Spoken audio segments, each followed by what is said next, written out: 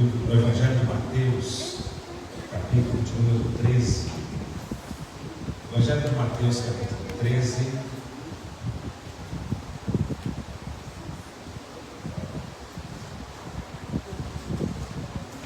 É o texto da nossa reflexão de hoje. Evangelho de Mateus, capítulo 13. Parábola do semeador. A gente vai começar a falar sobre esse texto hoje. E vamos estender em outros cultos, porque nós vamos estar falando nos próximos cultos, próximos domingos, sobre algumas parábolas e sobretudo sobre o reino de Deus.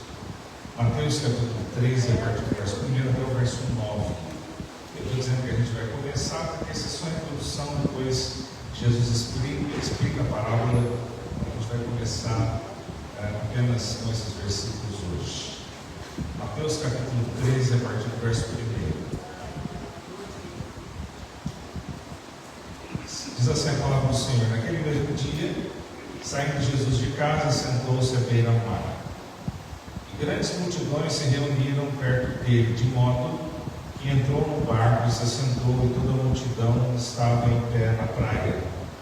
E de muitas coisas lhes falou por parábolas e dizia: eis que o semeador saiu a semear. E ao semear, uma parte caiu à beira do caminho, e vindo as aves a comeram.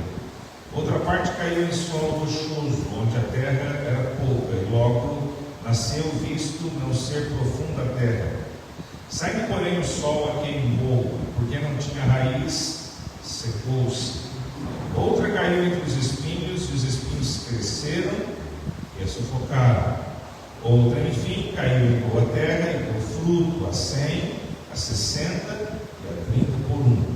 Quem tem ouvidos para ouvir, ouça. Oremos. Deus, obrigado pela tua palavra, Senhor. Obrigado porque nós estamos aqui. E obrigado por tudo que o Senhor já nos falou hoje à noite aqui, nas canções, os testemunhos que ouvimos dos queridos que vieram compartilhar sobre a tua palavra que tem sido distribuída em toda parte do mundo. E te louvamos, ó Deus, pelas ofertas, te agradecemos pelos dízimos que têm sido trazidos no teu altar. Obrigado, Senhor. Pedimos agora que nesses breves minutos o Senhor mais uma vez fale ao nosso coração e nós possamos, ó Deus, realmente entender a tua palavra, para que a nossa vida seja de acordo com o teu querer e a tua vontade. Por isso nós oramos mais uma vez em nome do Senhor Jesus.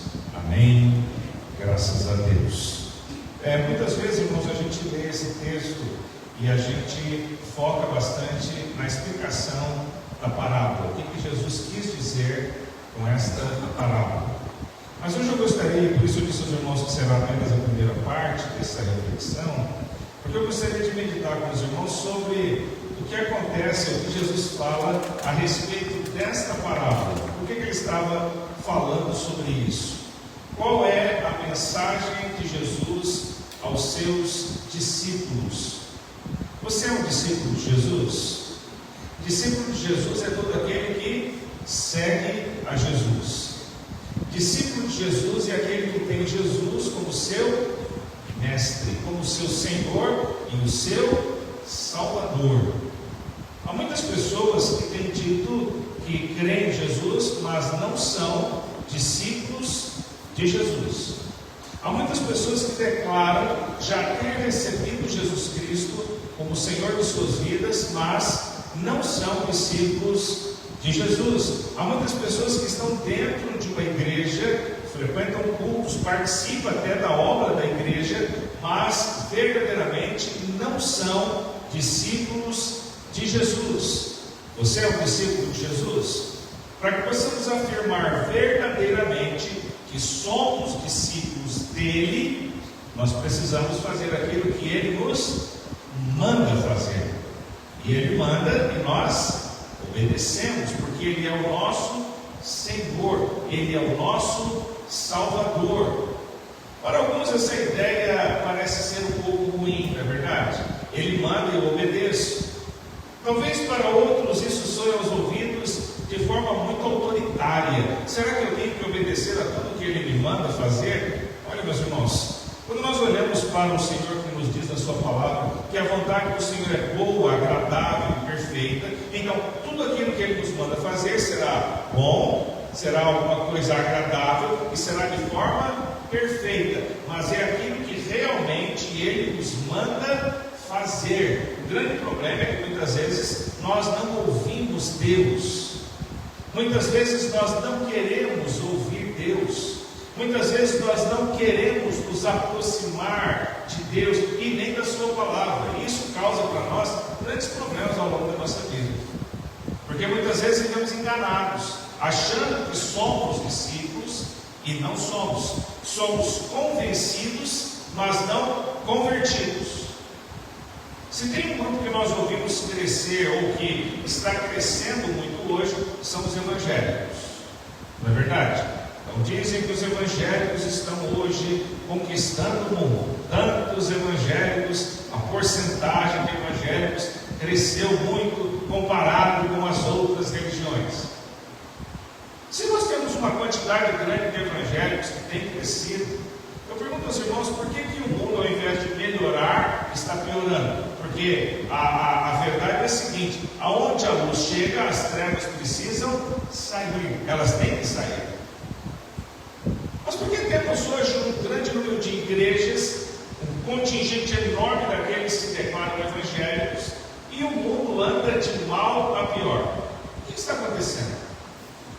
O Senhor Jesus Cristo, Ele se reúne, ou melhor, Ele está ali, a multidão estava junto dele, Ele então vai a um barquinho e começa a falar com aqueles que estavam na praia.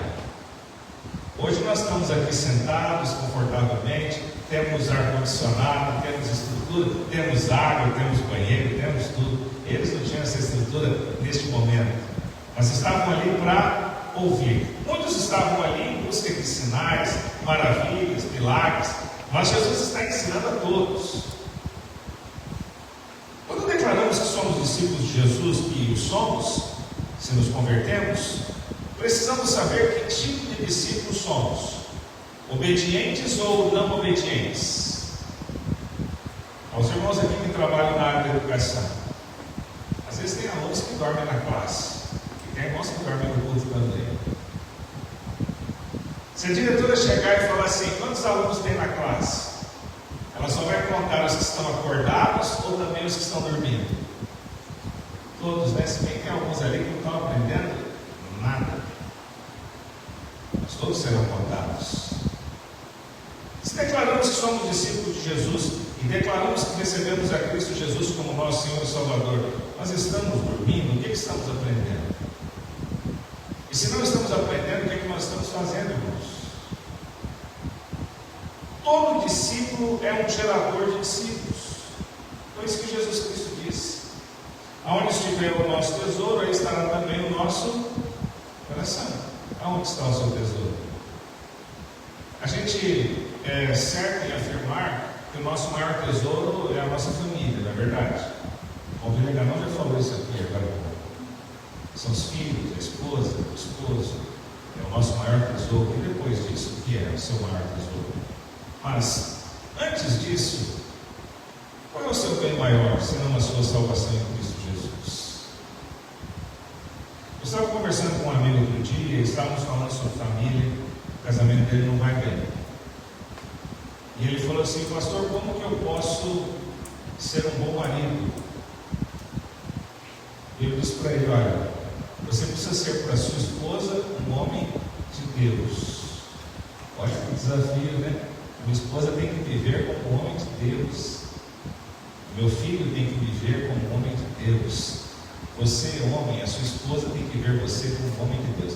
Seus filhos têm que ver você como um homem de Deus. Esposas, o seu esposo tem que ver você como uma mulher de Deus. E não é falação, não, irmãos. Eu tenho aprendido isso ao longo dos anos. Quando a gente se casou, logo no início do nosso casamento, eu falava muito. A Rita sabe disso. E ela fala assim: você fala demais. Você fala demais, ela falava para mim. E eu fui aprendendo ao longo do tempo que eu tinha que falar menos e ser mais. Mais o quê? Uma boa pessoa. Eu precisava ser mais um homem de Deus do que alguém que ficava falando. Porque todo início de casamento nós sabemos como é que é. Mas é só o início de casamento? Não. Ao longo do tempo a gente vai se fechando, ainda mais na sociedade que nós vivemos hoje. A gente vai se tornando e somos estimulados a isso, cada vez sermos mais egoístas, cada vez queremos que o nosso ponto de vista prevaleça, que a nossa vontade prevaleça, que o nosso egocentrismo prevaleça. Nós queremos isso.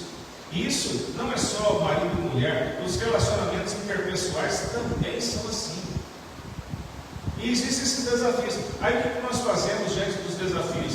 A gente prefere se afastar das pessoas. Não, eu não vou ter relacionamentos, porque relacionamento é uma coisa difícil. Mas quem falou que é fácil? Relacionamento realmente é algo difícil e vai se tornando cada vez mais difícil ou cada vez mais fácil, a depender do nosso grau de relacionamento e intimidade com Deus, a depender do grau do nosso grau e relacionamento e intimidade com aqueles que estão ao nosso redor, com aqueles que estão à nossa volta. Irmãos, por que nós gostamos, e o pastor fala tanto da gente estar junto, e vamos estar junto, e vamos ter culto, e vamos orar, e vamos no pequeno grupo, e vamos trazer alguma coisa para a gente comer? Por que a gente fala sempre sobre isso? É bom estar junto, eu gosto. Estávamos conversando aí, Davi, ontem sobre isso. Não é bom a gente receber gente na nossa casa? Não é bom quando as pessoas nos recebem bem? Não é bom quando nós podemos abrir as portas da nossa casa, onde Deus tem nos dado as bênçãos, e ter a oportunidade de compartilhar aquilo que Deus tem nos dado?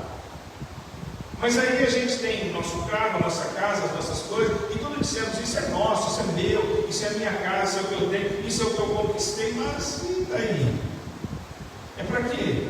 Temos saúde, mas para quê? Temos recursos, mas para quê? Temos dinheiro, mas para quê? Temos dons e talentos, mas para quê? Temos isso tudo.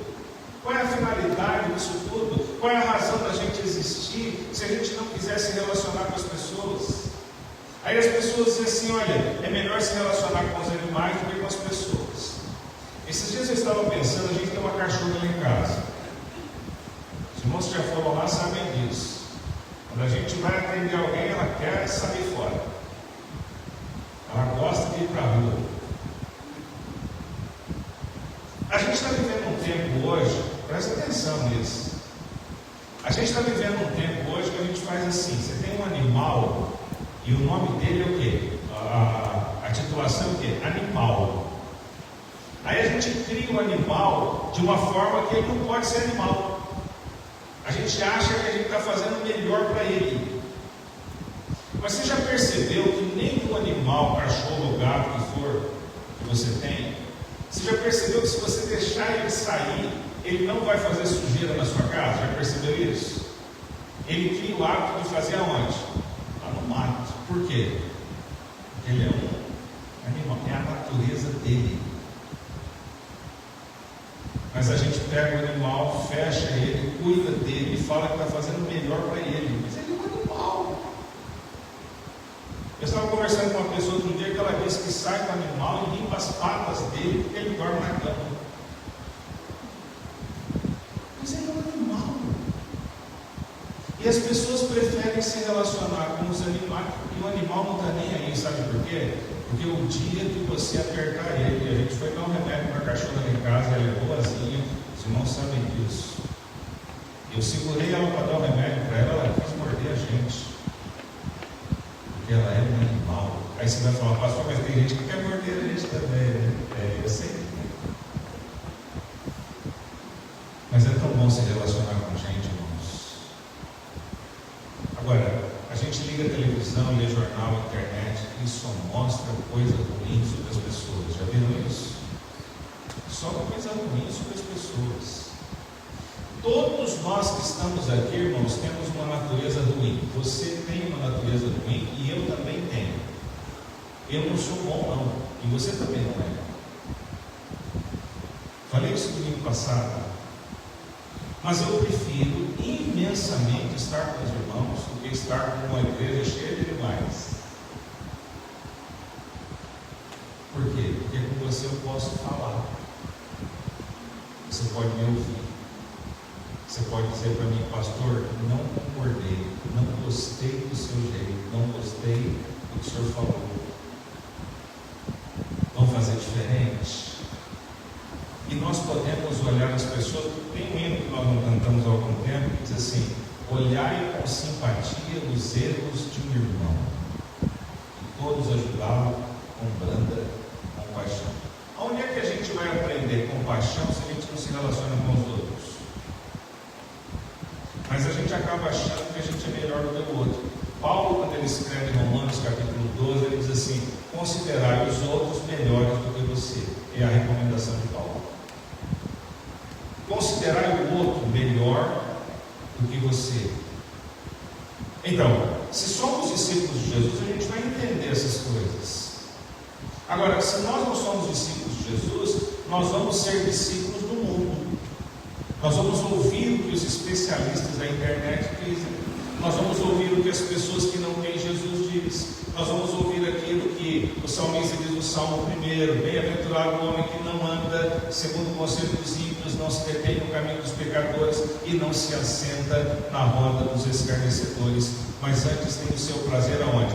Na lei do Senhor, e nela medita dia e noite. Como é que ele vai ser? Como árvore plantada junto a ribeiros de água, que dá o seu fruto na estação própria, e tudo quanto fizer prosperará. Pastor, mas eu não estou sendo próspero, eu não estou tendo dinheiro. Mas quem disse que ser próspero é ter dinheiro? A prosperidade, meus irmãos, mesmo é quando você não tem dinheiro, você tem bons amigos, amém? Você não tem um centavo no bolso, mas você tem amigos. Pessoas que você sabe que se você precisar, ou se ela imaginar que você está precisando, ela vai te socorrer. Pessoas que estão prontas para estar com você, pessoas que estão prontas para te ouvir, pessoas que estão prontas para te ajudar, pessoas que estão prontas para te apoiar, pessoas que estão prontas para ver a sua vitória. Essa questão de se alegrar com os que se alegram e chorar com os que choram é resultado de alguém que tem intimidade com o Senhor e sabe que é ser discípulo. Aí o irmão comprou um carro novo, o seu está caindo aos pedaços, mas você dá glória a Deus porque o irmão comprou um carro novo. Talvez você vai lá no fundo do seu coração e fala: pastor, por que chegou para ele antes do que para mim? Mas você vai dar glória a Deus, porque Deus está abençoando o seu irmão, e um dia vai ser também o seu que ser abençoado sobre aquilo que você está orando. Por que nós enfermos oramos, ou quando estamos, mesmo estando enfermos, oramos por aqueles que precisam de ser curados? Senhor, eu estou enfermo, como que eu vou orar por alguém que precisa ser curado? Querido, Deus está trabalhando na sua vida, no seu coração, naquele momento, e Deus quer usar você para abençoar outros. Você está passando por um momento de luta, de tristeza, na sua casa, no seu coração, e então vem pessoas clamando para que você os ajude a orar, interceder, e muitas vezes, irmãos, quando nós estamos nos colocando para ajudar outros, é que os nossos olhos se abrem. E a gente começa a compreender o que está acontecendo na vida da gente, na nossa casa. A gente começa a compreender o que está acontecendo dentro do nosso coração. Quando Jesus diz: buscai primeiro o reino de Deus e a sua justiça, e todas as demais coisas serão acrescentadas. Logo alguém diz: é ir para a igreja. Não, não é. Buscar o reino de Deus não é vir para a igreja. Se buscar o reino de Deus fosse estar na igreja, trabalhar na igreja, fazer as coisas da igreja, então nós teríamos os nossos pecados perdoados, nossa conta no banco estaria rechuchuda, a nossa saúde estaria em perfeito estado, e nós não teríamos nenhum tipo de problema. Não é vir para a igreja. Buscar o reino de Deus é compreender a amplitude deste reino. O que é isso? É um reino, como diz o escritor aos Hebreus, um reino que não pode ser abalado. As coisas passam. Já estamos no meio do mês de fevereiro, não é isso? O ano está avançando, cada dia mais rápido. Os dias estão passando. Mas olha só, quantas vitórias já tivemos esse ano, irmãos? Quantas coisas boas, passamos por tribulações e como passamos. Mas sabe o que significa? Somos discípulos de Jesus. E o Senhor quer que nós vivamos uma vida vitoriosa na graça dEle, debaixo da graça dEle, desfrutando das misericórdias dEle, independente independentemente se estamos em pé na praia, sem termos o conforto que temos aqui, precisamos ouvir o Senhor. E ele disse: o semeador saiu a semear.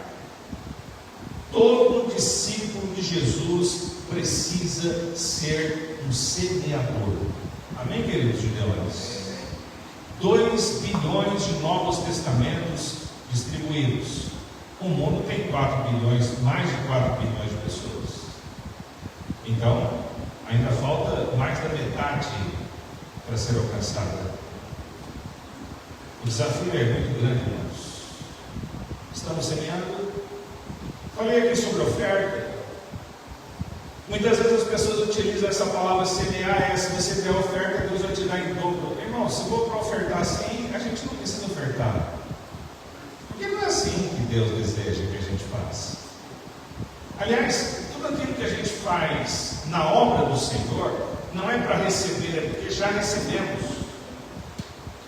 Você já recebeu e eu já recebi. O único trabalho que a gente faz, que a gente recebe adiantado, é trabalhar com Jesus. Amém? A gente já recebeu, quando? Há 2000 anos atrás, quando Cristo derramou o sangue dele na cruz por nós. Ele pagou pelo meu pecado e pelo seu pecado. Ele riscou a cédula, diz o apóstolo Paulo. Ele rasgou a cédula que era contra nós. Então, nós, irmãos, homens, mulheres, jovens, adolescentes, crianças, todos nós aqui, precisamos ter alegria em servir a Jesus. Sabe por quê? Nós servimos ao Rei dos Reis e Senhor dos Senhores. Não é um político qualquer. Não é alguém que a gente vota nele e depois a gente se decepciona. Não fez nada. Prometeu que faria e não fez. O Senhor, Ele não mente. A palavra dele diz que Ele não é homem para mentir e nem filho de homem para que se arrependa. Ele fala e Ele cumpre. É por isso que nós podemos servir a Ele de todo o nosso coração. Nós estamos num tempo em que ser discípulo é alguma coisa que nós queremos, alguma coisa em troca de Deus. Não, nos dias de Jesus não era assim. Os primeiros discípulos não eram assim. Os primeiros discípulos não exigiam nada. Os primeiros discípulos, eles estavam ali para ouvir, para aprender. E aí Jesus ensina: eis que o semeador saiu a semear. E o último versículo ele diz: quem tem ouvidos para ouvir, ouça. O que? Ele diz: ao semear, uma parte caiu à beira do caminho, as aves do céu vieram e comeram. Desânimo. Não adiantou nada semear. A outra parte caiu em solo rochoso, onde a terra era pouca, logo nasceu. Opa! Tem visitante na igreja hoje. Glória a Deus, ele não voltou mais. Levantou a mão, disse que se converteu e não veio mais. Solo rochoso, nasceu, esteve conosco, não está mais. Saindo, porém, o sol queimou e porque não tinha raiz, secou-se. Desânimo, de novo. Poxa. Outra caiu entre os espinhos, e os espinhos cresceram e a sufocaram. Caminhamos, acompanhamos, explicamos, discipulamos, mas vieram os problemas e essa pessoa não caminha mais porque os problemas sufocaram. Desânimo de novo. Vamos parar, pastor. Isso aí a gente já fez, não vai dar certo. A gente já tentou, a gente já convidou. Meu vizinho, estou cansado de convidar. Meu colega de trabalho já sabe que eu sou crente. Estou cansado de fazer isso. Todo mundo já sabe da igreja. Verso 8. Outra, enfim, diz o texto, caiu em boa terra e deu fruto. Enfim. Opa! Alguma semente vai germinar. Amém? Às vezes, irmãos, a gente pensa na obra missionária, a gente fala sobre a obra missionária e a gente vai lembrar do quê? Daqueles países igual a Índia, aquele montão de gente, né? A gente vai lembrar de países da África com muita pobreza. E a Europa? Os templos lá estão virando boate. Muitas igrejas estão fechando.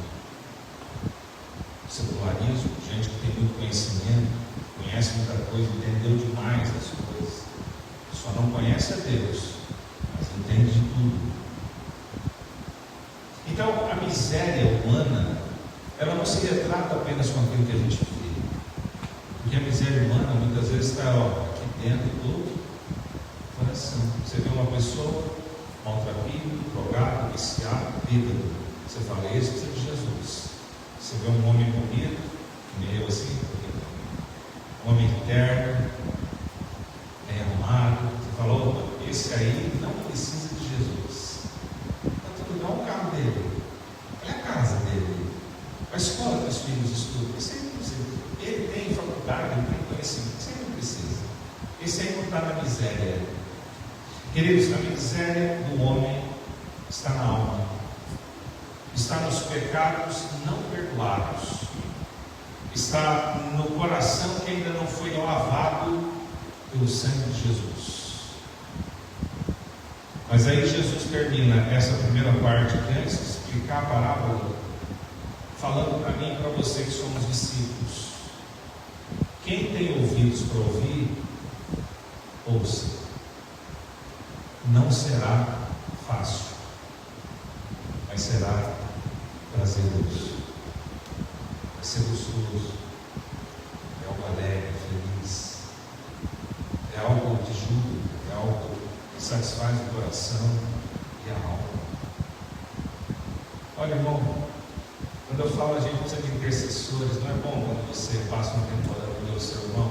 É gostoso quando você chega para alguém e diz assim: orei por você essa noite. Eu tenho uma irmã diaconisa que foi o primeiro ministério que eu era pastor de igreja.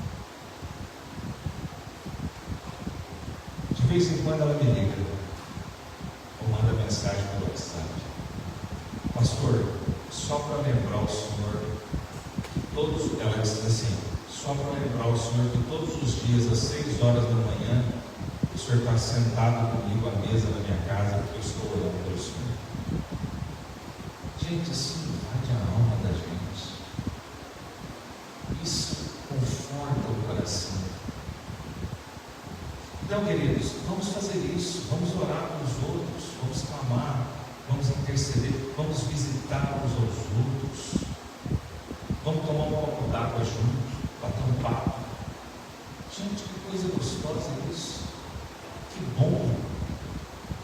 É isso que o Senhor deseja para nós. Então, quem tem ouvidos para ouvir, ouça. Se os seus ouvidos não são para ouvir, então essa palavra vai entrar por aqui igual os desenhos, né? Desenhos tem umas ilustrações engraçadas, né? Tinha uns desenhos, agora não, os desenhos tudo parece coisa de adulto, mas os desenhos eram tão bobos, infantis, que o camarada ia enxugar o ouvido, enfiava a toalha de um lado e puxava do outro. Desenho. Ouvidos que não são para ouvir. Desse jeito, não serve para nada. Mas ouvidos que são para ouvir, faz com que a gente entenda isso. Não será uma tarefa fácil. Mas Ele quer usar os discípulos. E se você é um discípulo, Ele quer usar você. Que Deus nos ajude. Vamos louvar ao Senhor. E à medida que a gente louva, a gente vai orando, vai se consagrando, vai colocando o coração e vai pedindo para Jesus modificar o nosso pensamento, nossa vontade, vai nos permitindo nos submeter a Ele e sermos discípulos como Ele deseja. Vamos lá.